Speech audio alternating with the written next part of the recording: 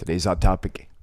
Well, today's topic, Kabbalah 101, on Kabbalah 101, the significance, as soon as I get my mouth back, it's the significance of light. And there was something else. We'll find out in just a moment. Y'all sit tight.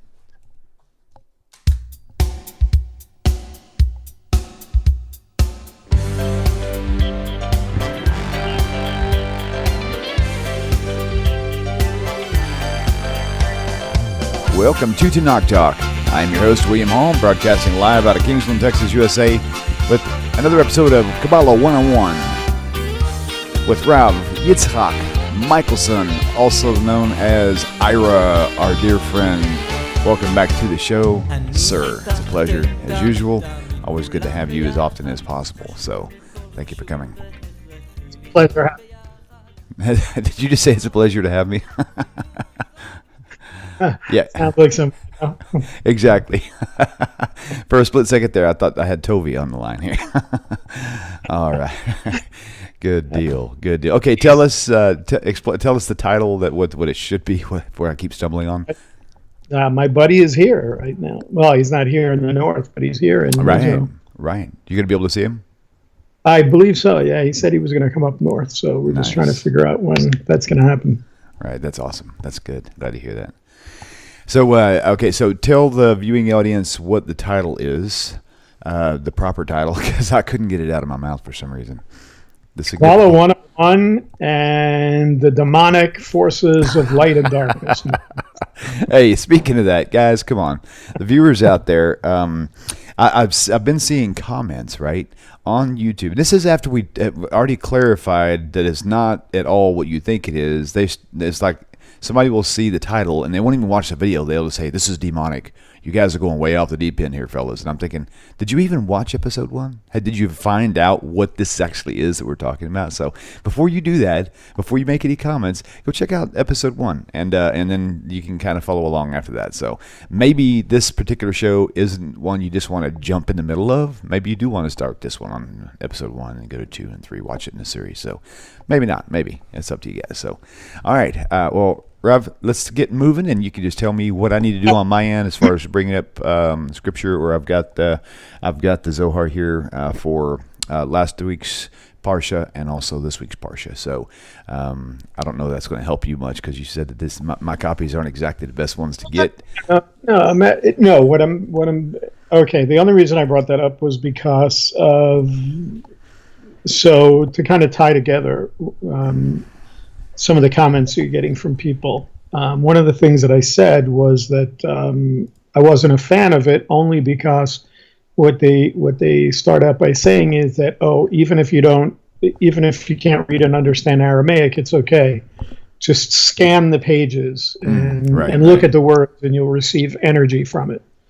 Now, there's no question that there's great wisdom and there's energy to be received, not just from the Holy Zohar, but from the Torah, which the Zohar goes into. Actually, very interestingly, in this past week's Torah portion, Toldot, it really goes into the concept of the importance of Torah in creation, and how Hashem, how the Creator used the Torah to create the world, and how the study of Torah is the foundation of the world, is one of the pillars that keeps the world, in balance. So for somebody who doesn't understand Kabbalah, to say it's demonic, they're basically saying that here's the Creator using this wisdom, saying that it's through this that He created the world, and it's through this that He keeps the world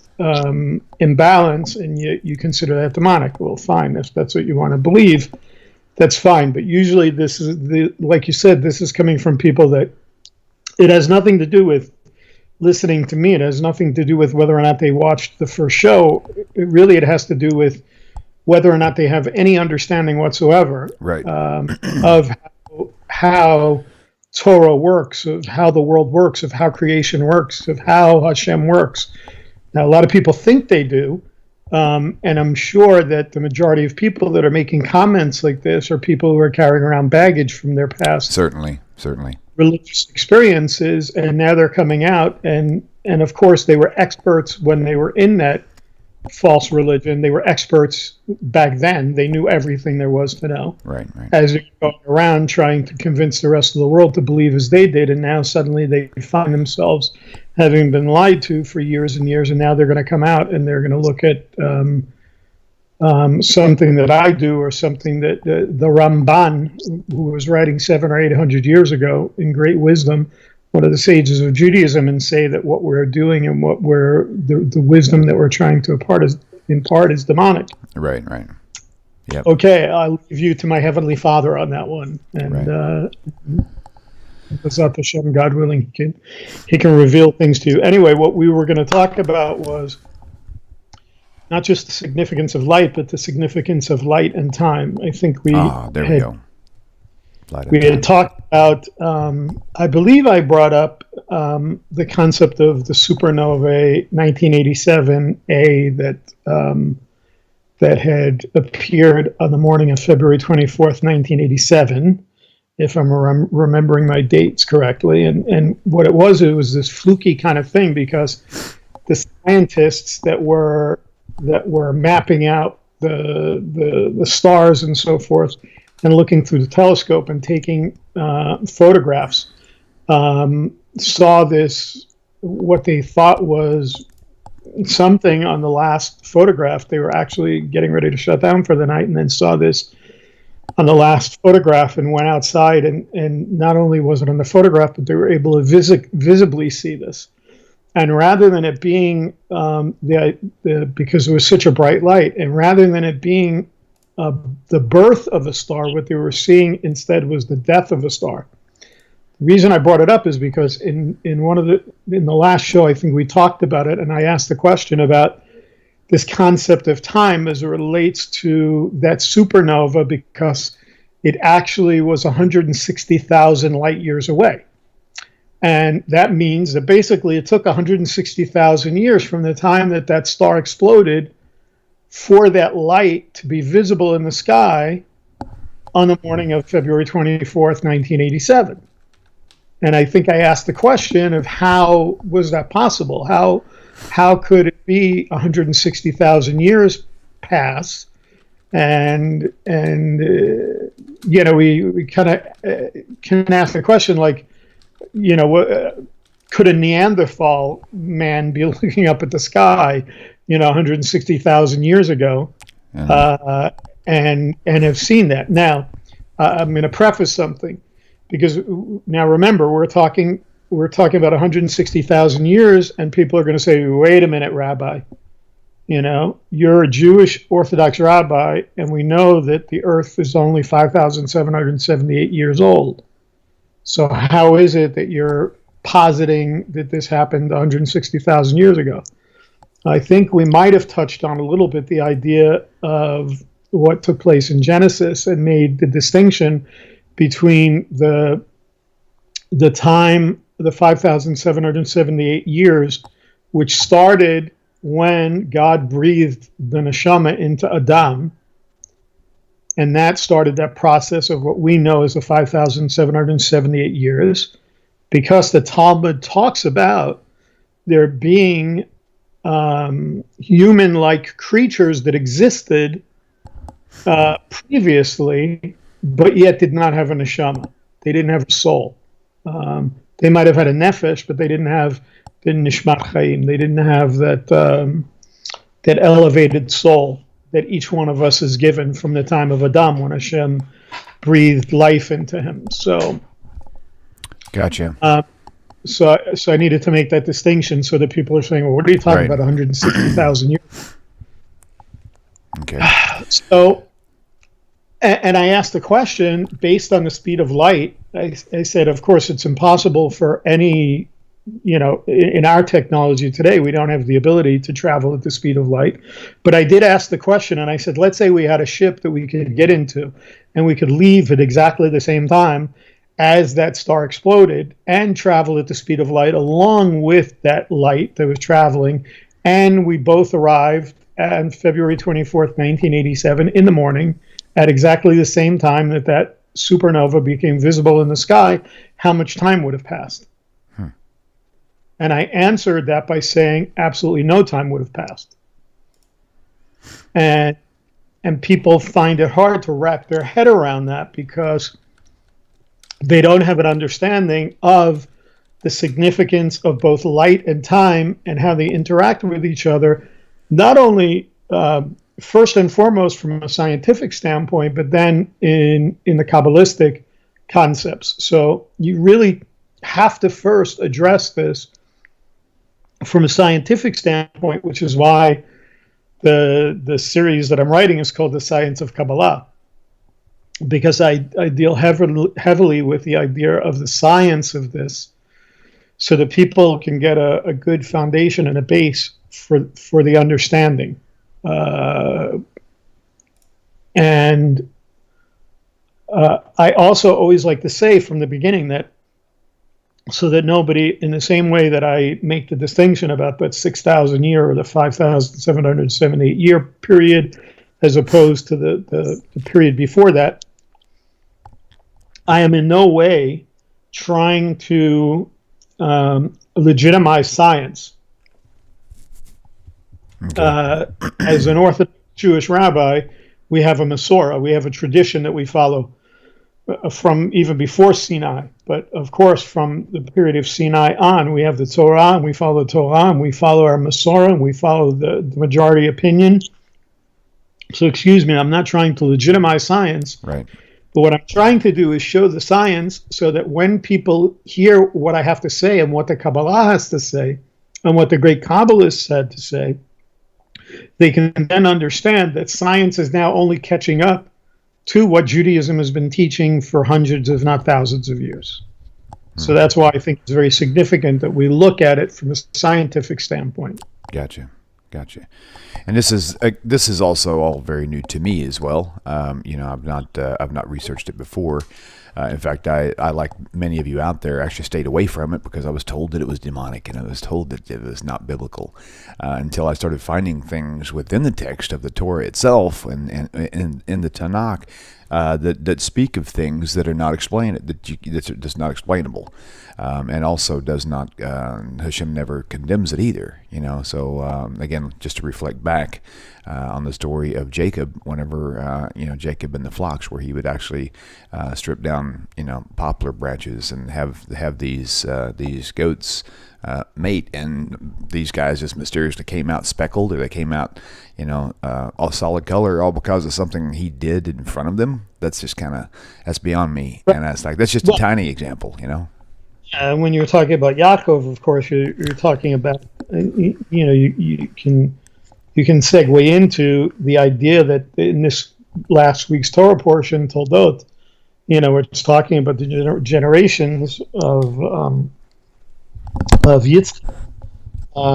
It's the whole idea of introducing both Yitzchak and Yaakov and Jacob as well, and the role that Yaakov plays in the whole concept of Kabbalah as well. When you start talking about the patriarchs Avraham, Yitzchak, and Yaakov, when we start talking about the Eitz Chaim down the road, the tree of life, right, and it have three columns, Avraham, Yitzchak, and Yaakov play very strongly into that as the patriarchs to the three columns of the Eitz Chaim, each one of them representing a different one of the attributes of the Creator. For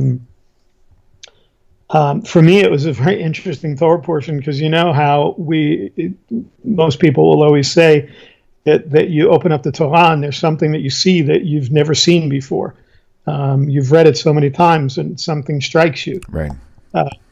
My wife and I are getting ready to celebrate our 21st wedding anniversary this week, and I open up on Shabbat. I'm looking at the Torah portion in the Zohar, and one of the first thing that jumps out at me is the idea that it says, and Yitzchak was 40 years old when he got married. Interestingly enough, my Hebrew name is Yitzchak, obviously Yitzchak Moshe, ben Ephraim. My father was Ephraim, and I got married when I was 40 years old. How cool is that? Nice. And so Hashem kind of led me to that, and I spent a good deal of my time on Shabbat studying Toldot in the Zohar Hakadosh, in the Holy Zohar, and it just is so amazing. Toldot, what Hashem reveals in the Zohar about Torah and creation, and Yitzchak and Yaakov and Avram Avinu, and playing into that. But getting back to the science for a minute, because we'll get to that. I promise, but people are going to have to understand that when we do these shows, that this is such deep wisdom and really uncovers the intention of the Torah. And I said at the beginning, the first show, that I hate that word mysticism, because it's not about mysticism. It's about uncovering the intention of the Torah, really getting deep down into what Hashem is really trying to reveal to us. So that if it seems like we're taking our time and we're going over concepts maybe over and over again, it's because these concepts are very deep, that we need to discuss them, because even for me, some of the scientific information, while it's not necessarily new to me, it can be very difficult to wrap your head around when you start talking about the significance of light and time, and when you try to make sense of it from a scientific standpoint. Because I know I'm not a physicist. I do the best that I can in trying to bring the wisdom that the Creator gave me and trying to impart it to others for one reason and one reason alone. It's not certainly anybody that knows me. It's not for kavod. It's not for honor. It's not for glory. It's certainly not for money. Mm-hmm. It's because in the Kabbalah, the main function of the Kabbalah is transformation, and the second thing that I would say, besides transformation, meaning in transforming ourselves from within, is perfection of the world, is bringing redemption through what's called the raising of the holy sparks, which we will also talk about at some point. All right, before we get too far along, would it be okay for people to pop in questions from time to time, or do you want to just stick on point so that you don't forget where you're headed, or? I don't mind if people pop in a question here and there, as long as it tries to stay relevant to what we're talking about at the moment. If you kind of feel it's going to take us down a bunny trail, right? And of course, you have you can just say, I mean, any question that I think may be pertaining to it that maybe you don't, we can just say we'll just send you an email, and then you can correspond with them privately. Right, or it may be something that I will say that we're going to get to down the road, and we're jumping a little bit too far ahead of ourselves. Okay, so this I'm going to squeeze one in real quickly. Shmuel, actually just Mimi on YouTube, wanted to know if there's any truth to the Bible codes, it's supposedly given by Vilna Gaon. It says, in particular, says that he, through those Bible codes, said that Jesus was a false prophet. Now, I don't know how much of that you wanted to answer, or all of it, none of it, whatever you want to do. Just want to read that out for you. I'm not a big fan of the Bible codes. I haven't done a lot of research into it because I don't believe that. I believe that if you, like anything, and we're going to talk about the kind of difference between theories and laws as it relates to science and Kabbalah. Something can start out to be a theory and then become a law, and then we learn down the road that somebody came up with something new, and so that law that they thought was a law wasn't really a law and gets demoted back down to a theory again. That happens a lot in science. I say that to say that when you start discussing the Bible codes, from a mathematical standpoint, you can plug in any kind of formula you want into the Torah and have it come up with what you want it to say. I think the Torah speaks for itself. I think the Torah speaks for itself as to who Yeshua was. And I don't see any reason that there would need to be some kind of encoding in the Torah for us to know that he was a false prophet. I think Deuteronomy 13 Right. gives Verse us 1. all the information we need um, to show us he was a false prophet without having to say, let's go to the third letter of every word in the fifth sentence, of, or however. Right. They tend to.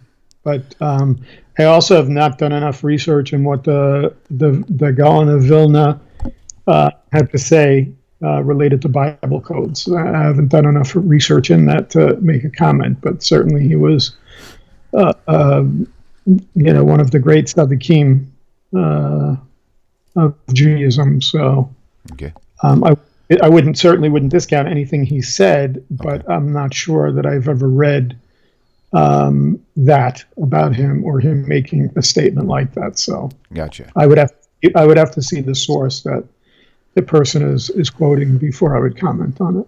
Okay. Gotcha. That makes sense. All right. So I was wondering, should I open the phone lines or just let the questions come in through text only? No, through text is fine Okay. because That sounds good. I don't get too far off. Right. That's good. Okay. Very good. So what I started to say was that really the only way to, and I'm sorry if I'm rubbing my hands, but we're winter is starting to come.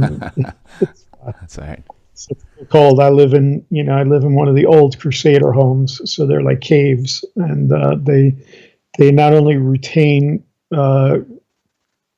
they kind of stay cool during the summer, but they also stay cold during the winter. So, and we're starting to get colder weather here at night. So, Gotcha. I think we're an 8-hour difference between us now. So,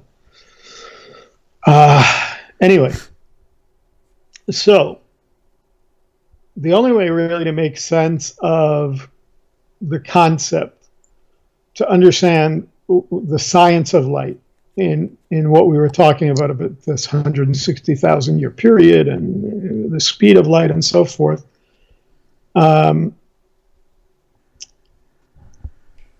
is to really look at how light interacts with time. Okay. And in the last several centuries, it was really impossible to understand the science of light. And then what happened was there was this short window of time where science came out with these several different discoveries that were made that kind of, at least from a scientific standpoint, made it easier for us to understand the nature of light and its properties, its physical properties. Of course, we know that the light we experience comes from the sun and from stars in our universe. And initially, there was a Scottish physicist named James Maxwell. And it was Maxwell, he was one of these guys within that window of time that we're talking about in these discoveries, where he determined that electricity produces magnetism. He's actually the guy that coined the phrase electromagnetic. I think some of these things are interesting because a lot of the research that I did from a scientific standpoint, opened up, like I never knew that before. I never knew who came up with the idea of electromagnetic or magnetism and so forth. But it was this guy Maxwell, who was a scientist, and a physicist. So he was the first one to coin that phrase, because before that, they were seen as completely separate from one another. And yet he came up with this discovery that it was electricity that produces magnetism. And as a result of that research, that's when science uncovered what they considered the dualistic nature of light. And really what it is that this simple explanation that they came up with is light is made up of both electric and magnetic energy. So it has this dual kind of a duality to it. Because there are photons of light that travel to us from the sun and stars in two ways, also in a duality as both particles and waves. Now, what's interesting to me is, from a Kabbalistic standpoint, is that we see dualities all the time, not just in science, but we see dualities in Torah. Why? Because we're talking about the duality in doing a show like this. Because there is the revealed Torah, and there's the concealed Torah. So what's revealed to us, obviously, is we have things like the Tanakh, we have things like the Torah Shebal Peh, the oral Torah, and what we would call the concealed Torah would be what we're learning now, which is the Kabbalah, which is the Zohar Kadosh, the Holy Zohar. So these dualities, again, what I'm trying to do is not only show this, what I like to call the narrowing the gap between spirituality and physicality, or between science and spirituality, this narrowing of the gap, but how there are things in science, in other words, I'm saying it the opposite. A scientist would say, oh, look how they mimic us. It's really the opposite way. Look how science mimics what we already know to be true. That the dualities that exist within science are something that were pre-programmed into the universe by a creator. That's the big problem that scientists have. And this is where they get caught up in this whole idea of what I talked about before, theories and laws, for instance. Because if you were to talk to a scientist about creation, for instance, you would get into the whole argument, or I would certainly, with a scientist, over the concept of evolution versus creationism. And for me, even though I'm not a physicist, and even though I'm not a paleontologist, and even though I'm not a scientist, I could easily destroy the arguments that they come up with for the idea of evolution, because they're the very notion, we know from our own Torah in Genesis that the world was created out of chaos. Okay, it says that very clearly. When we look at the idea of creation in the beginning of Genesis, when it says Tohu Vavohu, that the world was formless and void, one of those words actually, more literally, Tohu relates to the idea of chaos, that the world was formed out of this chaos. What science wants us to believe is that there were these random mutations that took place over billions of years, that somehow, whatever, amoebas or single-celled organisms, somehow through these random mutations over billions of years suddenly became human beings. And the truth is that they don't even have, the, what's the word I'm looking for?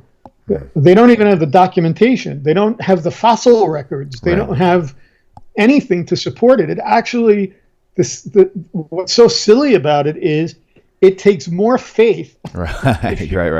Just like I said before, it takes more faith to believe what science is trying to teach than it does to believe what the Torah is teaching us. That's a great point. Right. Absolutely. So, and I don't understand why people don't get that. Mm-hmm. That it requires more blind faith, and this should go out to those people that don't understand the Kabbalah and they're making ridiculous claims against it, because they certainly understand the concept of blind faith.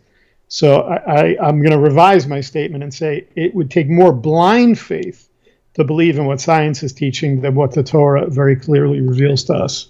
Right. You know, Albert Einstein, who was one of the greatest minds of our generation, you know, was one of the people who tried to make sense of the duality that related between, you know, this idea of electromagnetism, or this duality of light being both in waves and particles.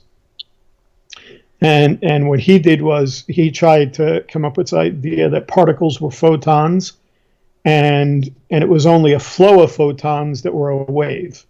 And this is how he made sense of the contradiction, because this is what ends up happening. There are like a lot of contradictions that you find in science. So I talk about this in the written course that I'm doing for Perkei Shoshanim, called The Science of Kabbalah. Real quickly, things. Do me a favor real quick, because somebody commented on YouTube earlier asking if you taught classes. And so with that said, and you're just talking about the courses that you're talking about, how can these people contact you for those specific courses? All right, so the Science of Kabbalah as a course is coming out in volumes. Generally, each volume is somewhere between 30 and 40 pages. The first volume and some of the material that we're talking about now is in that first volume.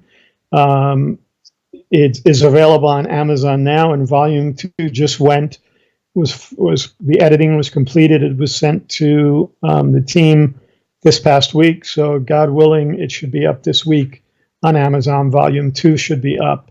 Okay. I'm about a third of the way through volume 3 right now. The plan is that in addition to what I'm doing with you, I just filled in for Tamar Yona on Israel News Talk Radio and did 3 shows.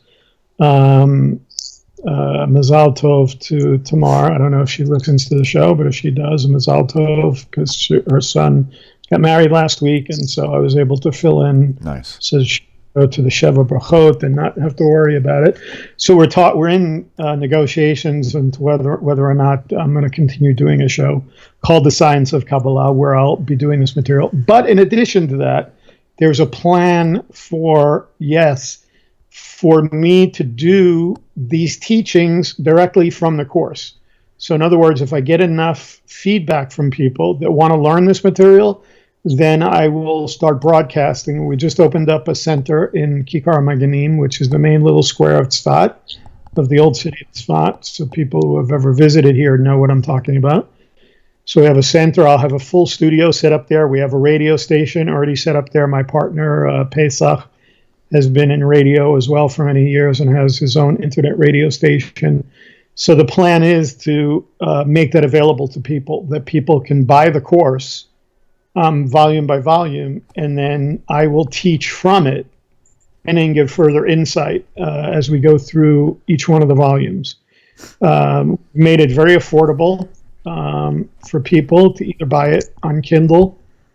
I think the Kindle version, each volume is maybe $2.99, and I think the actual printed version is $6.99 for each one of the volumes. So we're trying to keep it affordable for people. Nice. Yeah.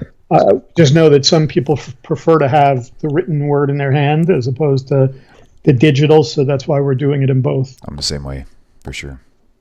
Right. So if people wanted to contact me personally, I will do it at the end of the show, but since we're talking about it, Rav Yitzchak, RAVYITZCHAK, Rav Yitzchak at scienceofkabbalah.com. Science of Kabbalah, no spaces, Kabbalah spelled with 2 B's, KABBALAH. I'm typing this down. Say they get Rav Yitzchak, so RAVYITZCHAK. JK at scienceofkabbalah.com. Okay.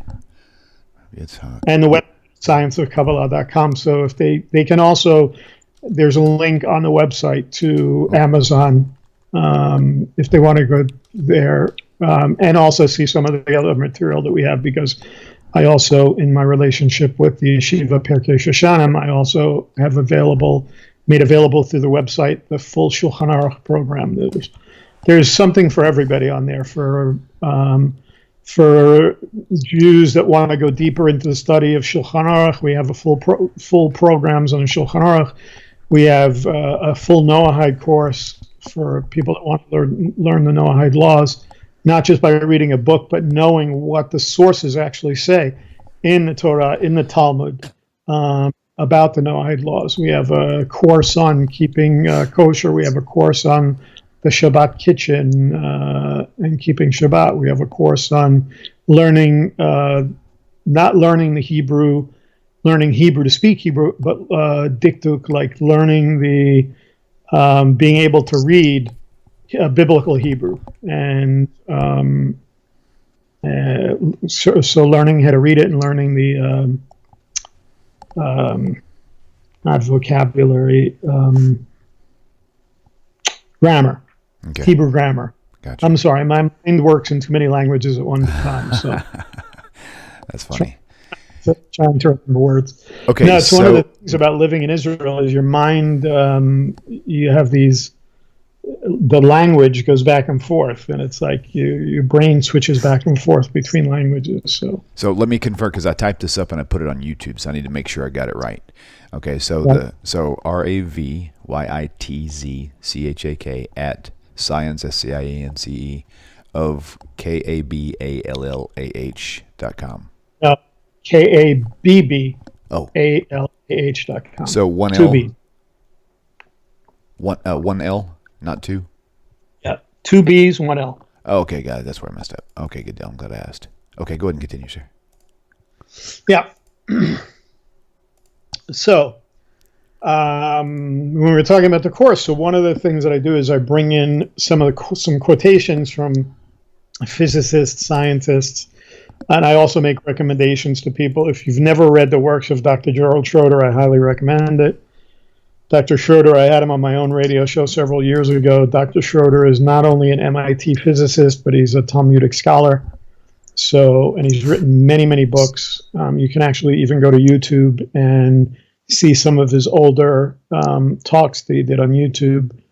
Sometimes the quality is not so great, but I would really recommend, and I quote from it often, and one of his books is called The Science of God, where he brings in a lot of the concepts that I talk about here as well, related to the different scientists. So one of the people that I quote is an author named Brian Greene, who wrote a book called The Elegant Universe, which is also an interesting book if you want to learn the scientific side of things. And he states in that book, The Elegant Universe, he says, the microscopic world demands that we shed our intuition that something is either a wave or a particle and embrace the possibility that is both. We can utter words such as wave-particle duality. So I only bring that up because this is something, again, where years before, what was a contradiction in science now suddenly has become a theory. And then from a theory, they turned it into a law. So before they had ever even thought about the concept of magnetism, or the fact that electricity produced magnetism, or the fact that light had this duality to it in being both waves and particles, these were all just, it had no impact on them. And then suddenly somebody came up with a discovery, and then it went from electromagnetism to Einstein talking about photons, and then flows of photons, and then this idea of wave-particle duality. So the truth is that while Einstein had his theory, and as brilliant as all of the scientists in the world are, no one really understands it or can explain it. Science has no problem efficiently harnessing electromagnetic energy, and yet for them to try and explain it becomes a difficulty for them. And this is why I always bring up that point that it takes more blind faith to believe what they have to say than to believe in the Torah. Yet when you think about it, they've been at the forefront of creating, much of the technology that we have, that we take for granted every day, that's based on this harnessing of electromagnetic energy. But at the same time, the world of science almost daily has to come with terms with how mysterious and paradoxical the physical world is. But the point is that it's no surprise to people like us, or when I say people like us, I'm talking about people of faith, and those who accept that science is simply unwilling to recognize that the gap is narrowing. When I talk about the gap narrowing, I'm talking about the narrowing between physicality and spirituality, or between science and spirituality. They just don't want to accept it. But every day that they come up with a new concept or a new theory, they get closer and closer to becoming people of faith. And certainly if you listen to somebody like Dr. Schroeder, he certainly wasn't always a person of faith. He wasn't an FFB. He wasn't a from birth kind of guy. He was a guy that came up and, like I said, went to MIT and became a physicist and so forth. So to hear him combine the two is really masterful. So I would highly recommend that people either Google him if you've never heard of him and never listened to any of his material, or to check out some of his books on Genesis and the Big Bang, on the science of God, and so forth. Now, I already said, in the world of spirituality, we already have the concepts of what's hidden and what's revealed. And we also have that same thing within the concept of Kabbalah, both a hidden light and a revealed light. Now, what's interesting to me is that a similar concept exists within science when discussing light. Is when you take into consideration the dualistic nature of particle and waveforms, like we just talked about, and the way in which it mimics the hidden and revealed in spirituality, it's based on measurement. Meaning that what do I mean by this? That light only reveals itself according to one of these two features at a time, but not both simultaneously. What do I mean by that? What I mean by that is that when light reveals itself to us in science, it will only reveal itself to us as either a wave or a particle, but not a wave and particle at the same time. So it's astonishing to learn that if measured in wave form, that's how light will be revealed. And yet, if measured as particles, it will only reveal itself in that way as well. So I find that very interesting and astonishing. And down the road, it'll make more sense to people. So after the discoveries were made about light, the world of physics realized that another one of the building blocks of all matter exhibited the same type of paradoxical duality. And what was that? It was the term atoms, not atoms like Adam, A-D-A-M, but atoms, A-T-O-M-S. And the atoms also display the same wave-particle duality that we talked about with light. So consider that from the largest supernova to the smallest particle, everything made of matter is made of atoms that exhibit the same phenomenon we described about light. But that's not where the discoveries ended, because then you get into the whole concept of this idea of the interaction of light and time together. We talked about the supernova, and we started out talking about this 160,000 year period, that 160,000 light year period, that supernova was 160,000 light years away from us. And that it literally took 160,000 years for the light of the death of that star to reach Earth at precisely that time, in precisely that spot, and to precisely be seen by the naked eye in the southern hemisphere. And by the way, it wasn't just visible for that one morning. From my understanding, that was February 24th, 1987. If my memory is correct, that light was visible from February until May of 1987. So you're talking about a 4 or 5 month period that light was visible in the southern hemisphere from the death of that star 160,000 light years away. Wow. It's again, it's mind-boggling.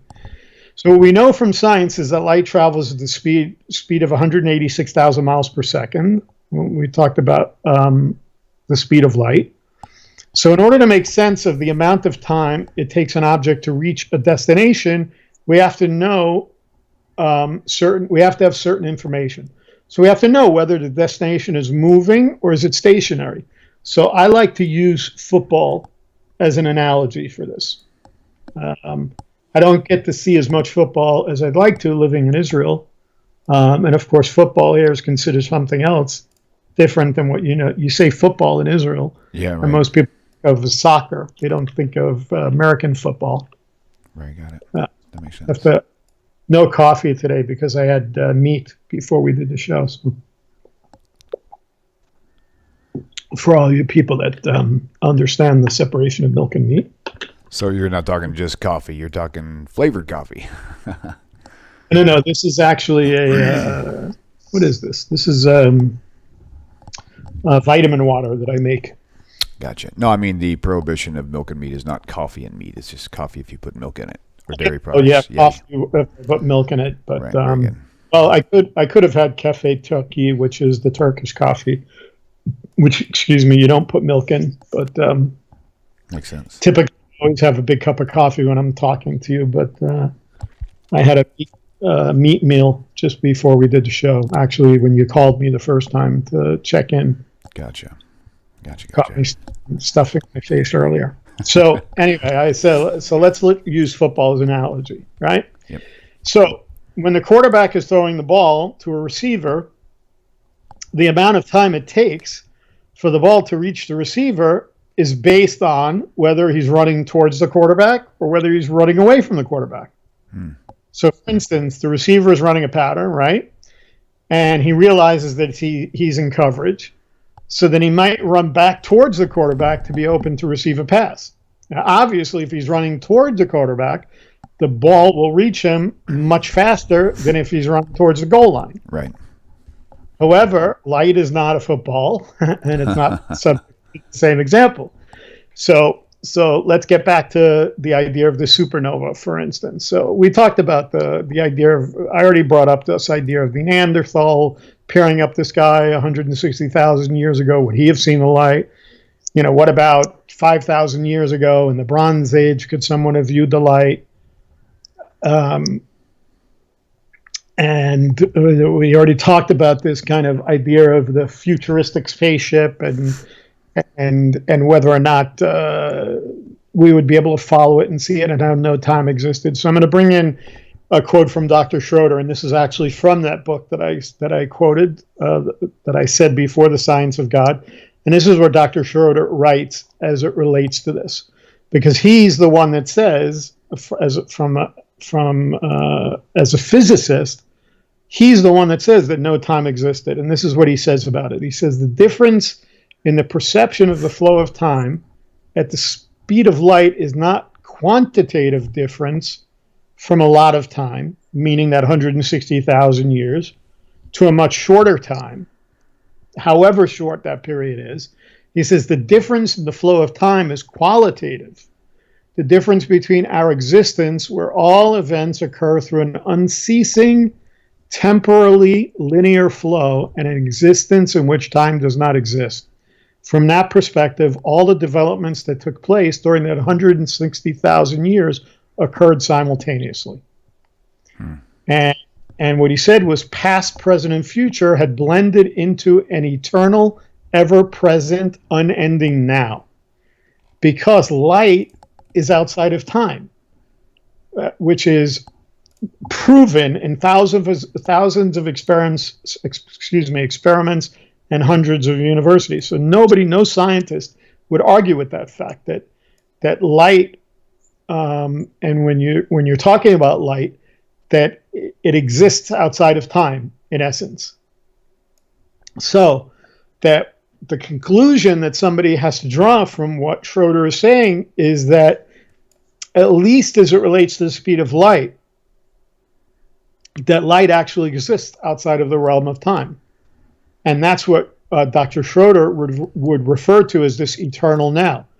So remember, if we go back to the very beginning, when we first started talking about scientists, for instance, in the days of Isaac Newton, and we talked about them being theologians, there's no way that they could wrap their minds around the what Schroeder is saying. Why?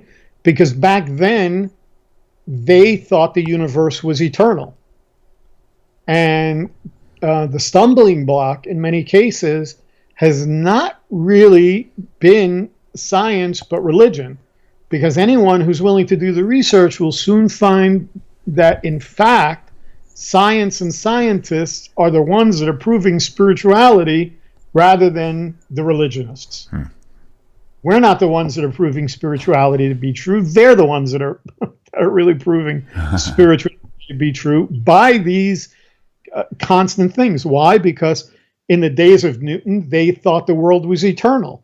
Then we come up with this concept of the Big Bang Theory, which we'll talk about down the road. Schroeder talks about it.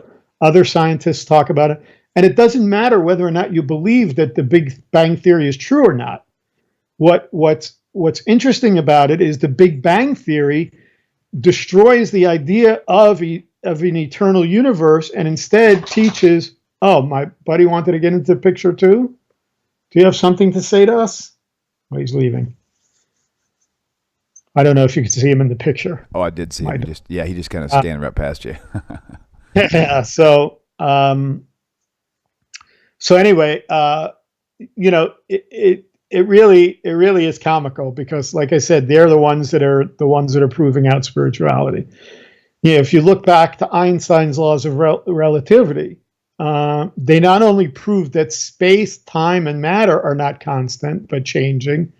In addition, it was explained also about he explained the difference between particles and waves and how they are viewed in the way that one chooses to observe them. So really, all of these things come down to a matter of how somebody chooses to observe them.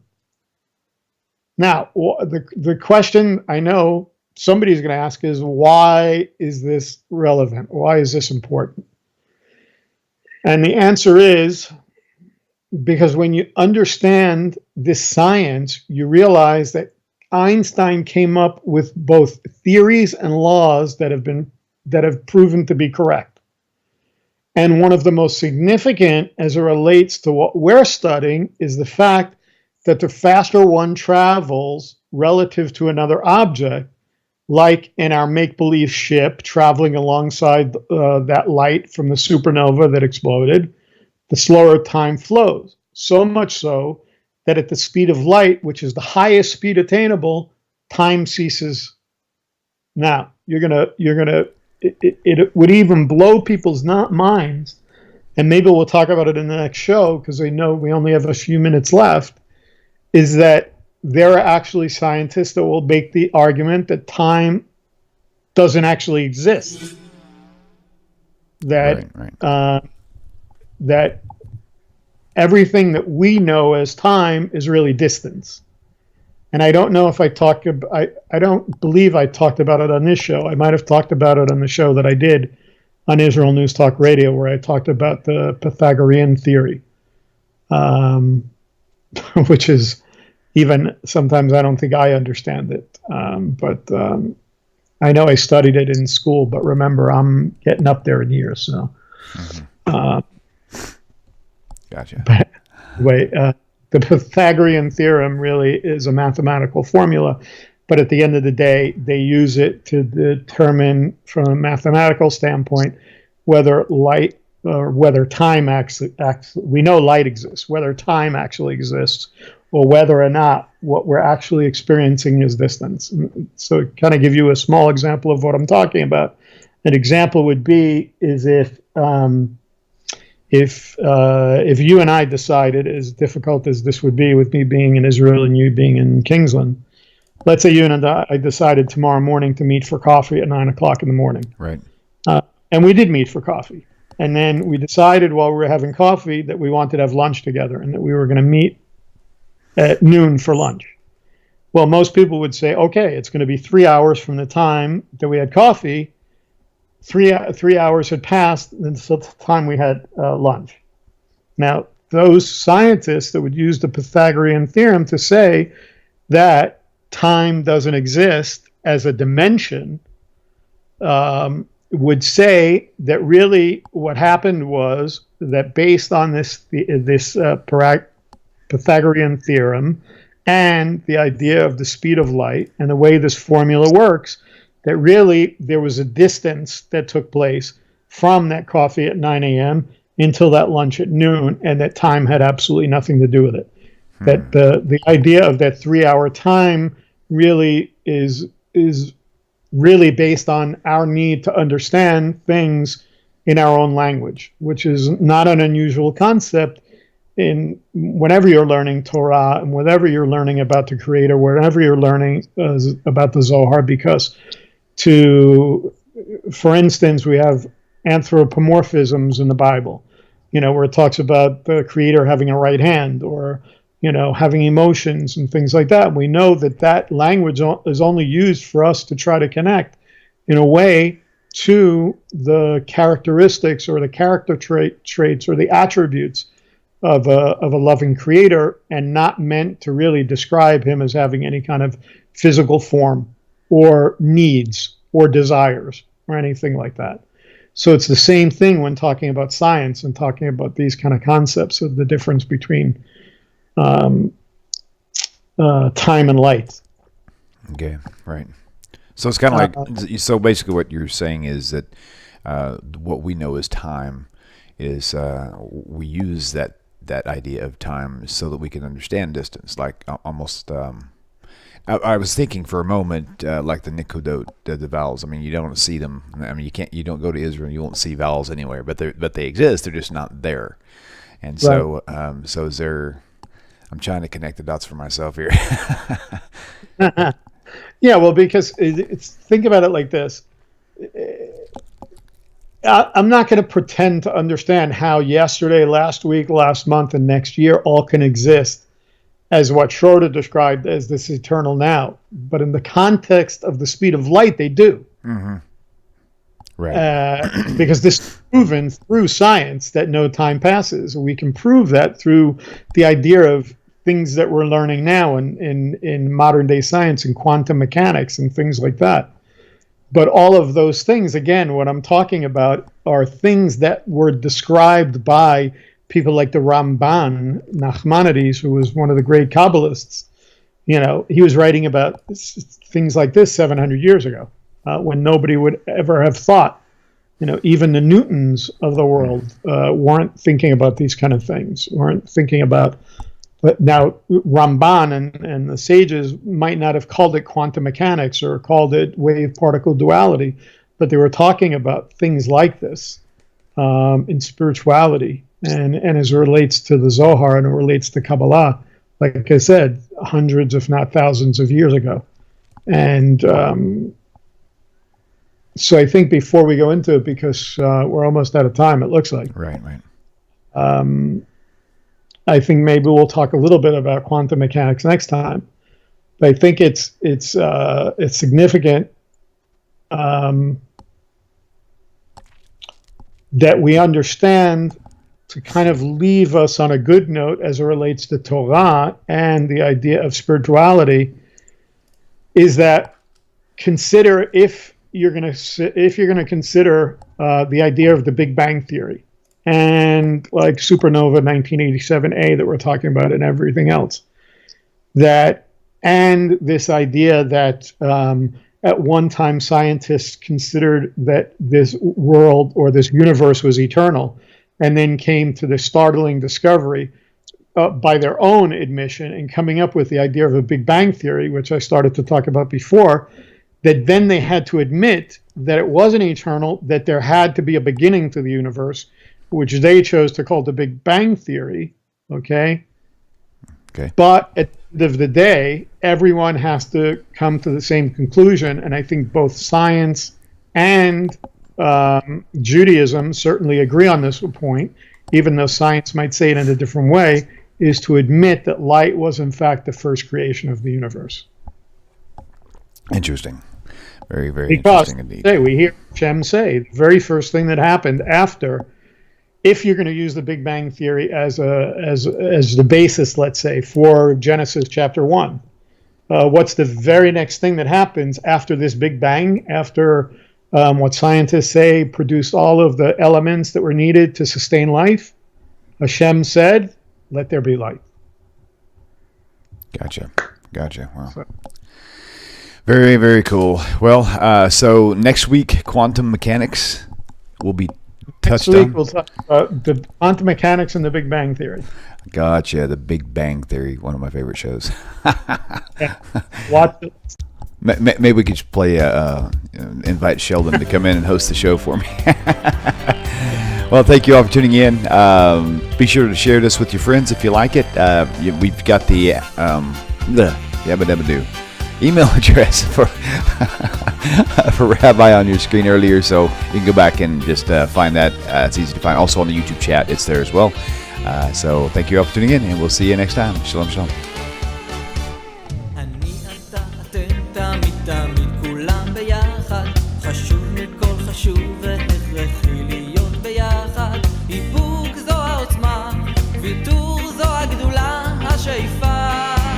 והכמיהה אני אתה אתם תמיד חשוב מכל חשוב והכרחי להיות ביחד איפוק זו